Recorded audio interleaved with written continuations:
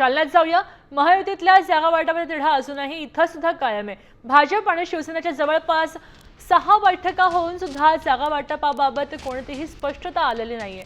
आता आज अंतिम बैठक होणार आहे आणि दुपारी युतीचं चित्रही स्पष्ट होईल असं कैलास गोरंट्याल यांनी सांगितलंय. तर कार्यकर्त्यांच्या जागेसाठी थोडीफार घासाघीस होतीये तेव्हा नाराजी व्यक्त करावी लागते असं त्यांनी म्हटलंय. जो जालन्यामध्ये आमचं आणि शिवसेनेचं थोडंफार भांडण 99% जुळलेलं आहे.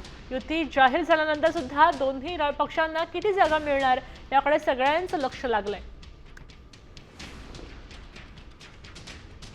जालन्यात आमचं आणि शिवसेनेचं थोडं भांडण आहे. तो त्या भांडणामुळे थोडं म्हणजे ते होईल 99% ते आमचं जुळलं काल. 1% पण चालू आहे. मागतोय मी थोडा मित्रपक्षाला की आम्हाला 40 द्या आणि तुम्ही 25 मध्ये राहा. पण ते ऐकत नाही. ठीक आहे ना, होईल तडजोड, चांगलं होईल. प्रत्येक पार्टीला वाटतं की त्यांचे लोक जास्त निवडून आले पाहिजे आणि स्वाभाविक आहे त्यांनाही वाटतो शिवसेनेच्या लोकांना की त्यांचे जास्त निवडून आलं पाहिजे. आम्हाला वाटतं असंच घासाघुसी, बाकी दुसरा कुछ नाही.